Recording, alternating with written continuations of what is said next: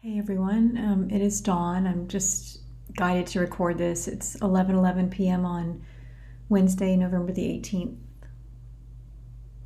2020. Sorry, I just had a little brain glitch there because I just realized as I was saying that the significance, because I had all of those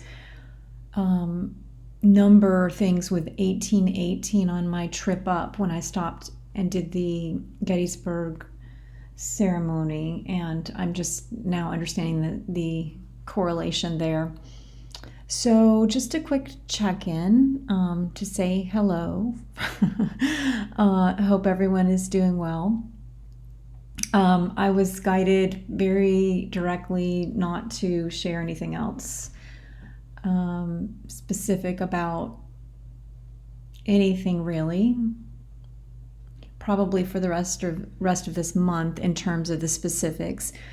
But I was equally asked to come on and just share a quick check-in, I guess, and share two things. One is that apparently, I don't have details here because this is how it works for me when I'm in the middle of this, and this month is, I don't know, I'm doing whatever I'm doing. I'm just being present to everything. So on the collective level, still in process, and have been in the Philadelphia area and just aware of some things, again, that I can't really speak in detail to, but aware of some shattering kinds of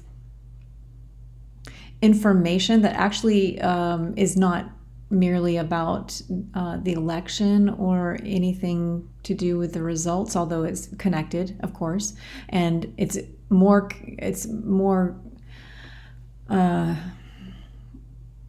deeply connected to, unfortunately, the corruption that is a result of a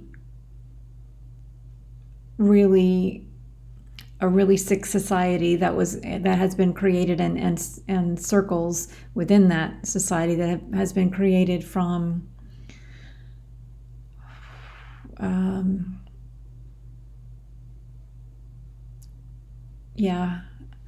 I actually don't want to talk about that, and they're giving me the choice, so just some dark things. So apologies, but it's late, and so number one, they just wanted me to kind of make a quick check-in on that. Everything's still in process. I really don't have to be honest, I just want to voice this also. I'm about to go into the personal anyway. I'm very mixed. Well, I don't have mixed feelings about it, but I have very, it's unpleasant. It's unpleasant. It's been taking its toll, I suppose. Although I've had so much support from my little renegade angels, my ragtag team of angels, and not just angels, but those who have passed on, both ancestral lineage type, and also some of those same great spirits who were in human form, who were with me for the Gettysburg ceremony, and also some specific archangels and souls, great souls through time, all very it's very fluid. Whatever is happening, very, very fluid. Yeah, I think that's why it's been unsettling in a way, because it's like energetically, the only thing I'm not doing anything other than the Gettysburg, what I was guided to do on the way here. But ever since I've been here, I think a couple of weeks, and it's basically just been holding the space. I'm doing my own thing, and occasionally I have to sleep a lot. And it's been tough. And part of that has to do with just the personal I'm going through also, which I'll speak to briefly, just to because I do like to speak to it when I'm going through it. So I've had this sort of mix of things, a little bit of purging, like literally wanting to vomit it all up in terms of like the I'm over the damage that's been done to people, myself and other people in my own kind of personal experience of everything. And I am so over it that I've had to do a little bit of battle with, I guess you could say, the I wouldn't necessarily call it my lower nature or anything, but definitely, some ego coming in, some, like, damn it moments. I want to just do it my way. And yes, and obviously I have to surrender that and release the emotional currents that are running through everything from sadness and a revisit. This is a cycle. I'm hitting a cycle here for a series of events, so that's coming up personally. And then there's also been,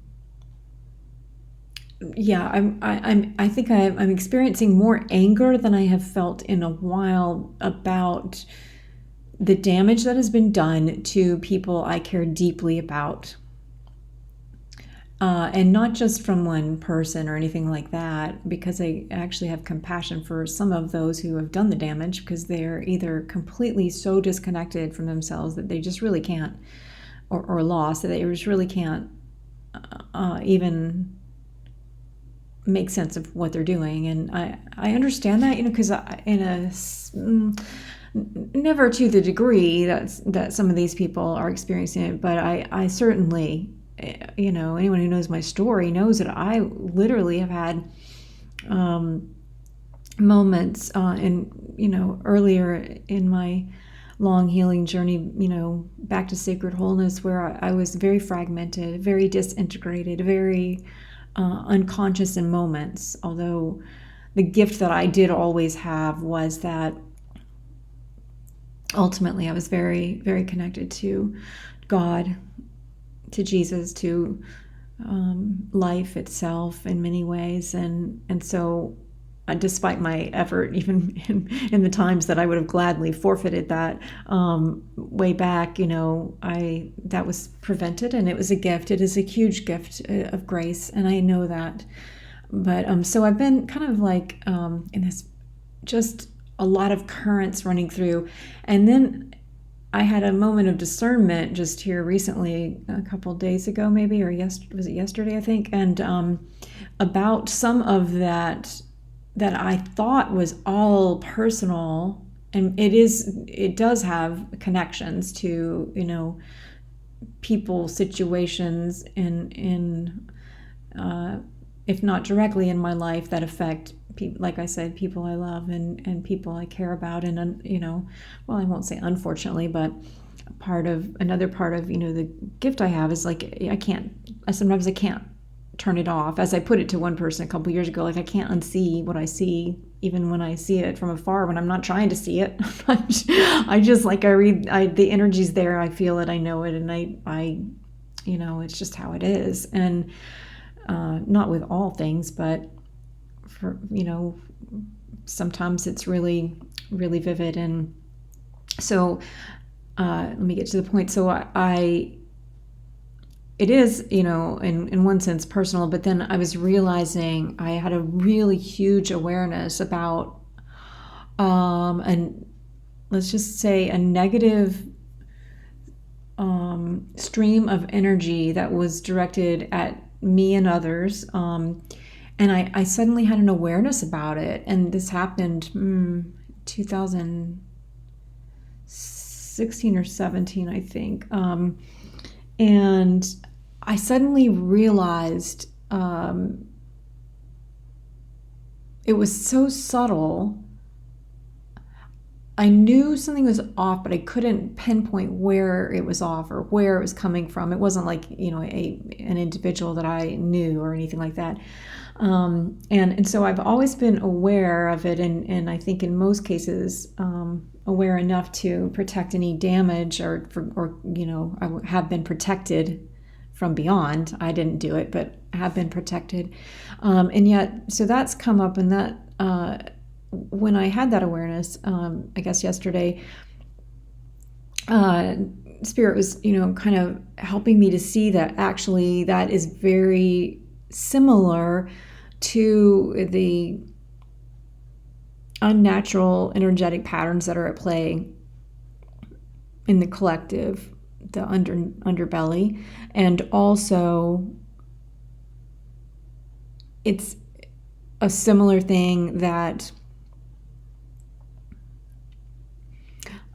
as I was shown it, a similar thing that has occurred somehow, or some variation of it for many of us who are in particularly called to this path of sacred partnership, and or who have a higher role or mission, and higher is not the right word, a specific role that we're playing in these particular times that we're in. And then the third thing I wanted to mention was that it's become apparent to me that it's not as black and white as many people who discuss sort of the collective happenings. It's a very interesting phenomenon that I can see very clearly. So there's the obvious political divide, right, left and right, and then there are the individuals on, let's say, one side of that are then more devoted to, a particular philosophy about what's happening, and then on the opposite side, there's sort of more an equally entrenched energetic that is about another point of view. And so there's this sort of like fixed,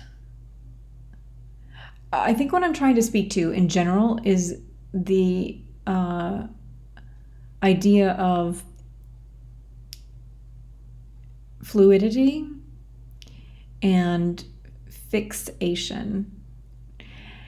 And I don't have very clear thoughts right now because I'm just, quite frankly, it's not something I can focus in on right now, which is part of why I haven't made videos, just because, energy wise, I need to do what I need to do. And I also need to keep myself sane.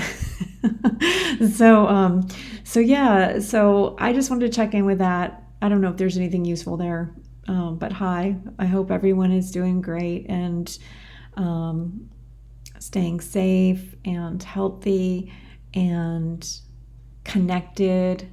I think there have been moments when I felt incredibly connected, and then there have been moments when I think because of the level of energy that's running, and I'm in the kind of the middle of a place where there is a lot of energy running in the collective, locally where I am, and then also, of course, in our country and in our world. And then for me personally, there's been, we just passed a difficult marker, and then, like I said, it's sort of a cycle, a larger cycle, and moving into something broader, and then there are the more specific, like the battle, the internal battle with myself. I haven't felt this battle stuff for, internally for a long time, but literally I just, I mean, like I've lost all patience with a lot of things. With, I used to think it was really just all about the way that in my own personal situation, that I had been dishonored and disrespected by groups of people, let's say, within, particular circles, just because of my own specific story, right? But I'm coming to see that actually, while that is valid and that is true, and it continues to be something I kind of work through and I speak honestly about because that's what I believe in. But in addition to that, I think the part that's really present for me right now is seeing, and I think it's because I'm doing this collective work, to be honest, is seeing the ramifications of just pure and simple selfishness. Sometimes it's driven by greed. Sometimes it's driven by pride. Sometimes it's driven by a lust for power. And then sometimes there are things that are just, so dark I can hardly, speak them and or acknowledge them. Well, not acknowledge them, but I don't want to talk about them, in other words. And so it's like the ways that those sorts of things have been running, sometimes people are so immersed in it that they don't even know what they're doing, and those words have been ringing a lot in me too. The words that Jesus spoke when he said, "Father, forgive them, for they know not what they do." And I'm very much feeling a reckoning energy. Again, I'm personally not speaking about what will happen with any political situation. I do not, I think I've made this clear. I'm not fighting for a cause here on either side of that. We'll see what happens. I do believe there is a connection. I just don't, and I do see the thing is that the one thing I never I do unwaveringly is I do what I'm asked to do, and I'm present for what I'm asked to be present for. And I think in some ways I actually think that that's part of why there's such a in times when it's most important. In retrospect, I see how in a way it's been my protection, because I'm so unaware of the specificity of what is actually occurring that I'm just, I'm just being the anchor for whatever I'm being the anchor for. And I trust that. I know that it's purposeful. It doesn't mean I love it though. Because it would be a lot easier. I'm not able to do this, but I'm grateful that I'm not able to. And God knows those of us who are, I suppose you could call it warriors for love or the light, or it's, I guess I'm just saying it's challenging at times, and I think there are many people who I think believe and see something's not right. And I don't mean with the election results, although that could be related, certainly, probably is, but and to some degree, but it's deeper. I keep saying this, but it's deeper than that. To me, it's very connected to it's ancient, honestly. The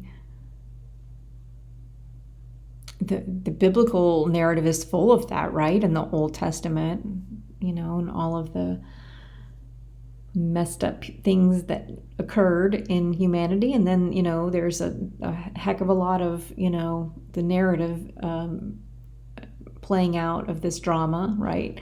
But ultimately, for me, the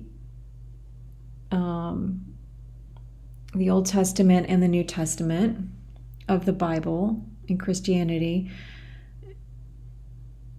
while written by humans and compiled by people who had agendas, and sometimes written by people who had agendas, if I don't think in all cases, but some, and certainly there's a lot missing, a lot. But that being said, to me, it's a love story, and it's God's unfailing love for humanity on an individual level and on a collective level, and in the New Testament, the life of Jesus and the teachings and the parables. And yes, the death and the resurrection too, though not in the way I believe that it is presented by certain groups within Christianity, but it's a love story, Why did Jesus come? That we might have life and have it to the full.